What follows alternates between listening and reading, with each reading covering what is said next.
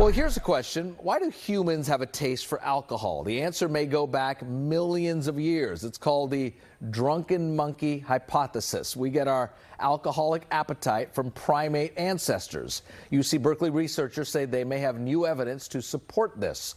They found chimps, yes, chimps, are consuming the equivalent of 2 alcoholic drinks each day.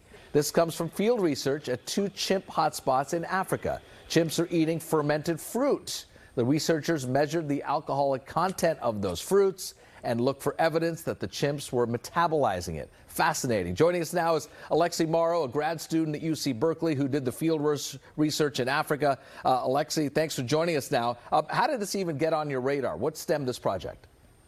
Yeah, so the Drunken Monkey hypothesis is this really fascinating, very broad idea that ties together a lot of branches of science. And that really drew me in as a research topic.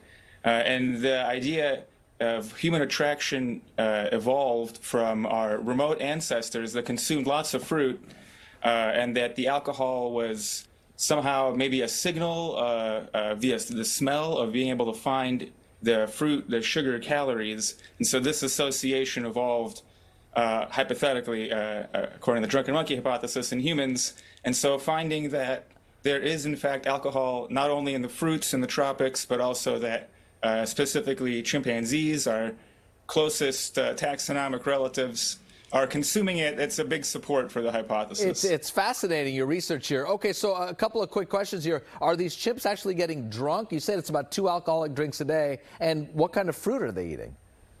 Yeah, so we measured very low concentrations within the fruits, about 0.3, 0.4%, and it's by mass because they're eating these fruits. But the really surprising thing is just how much fruits chimpanzees consume in a day, upwards of 4.5 kilograms or 10 pounds. And so these low concentrations really add up. But then it does come out to 14 grams of pure ethanol per day on average using long-term dietary data with these chimpanzees.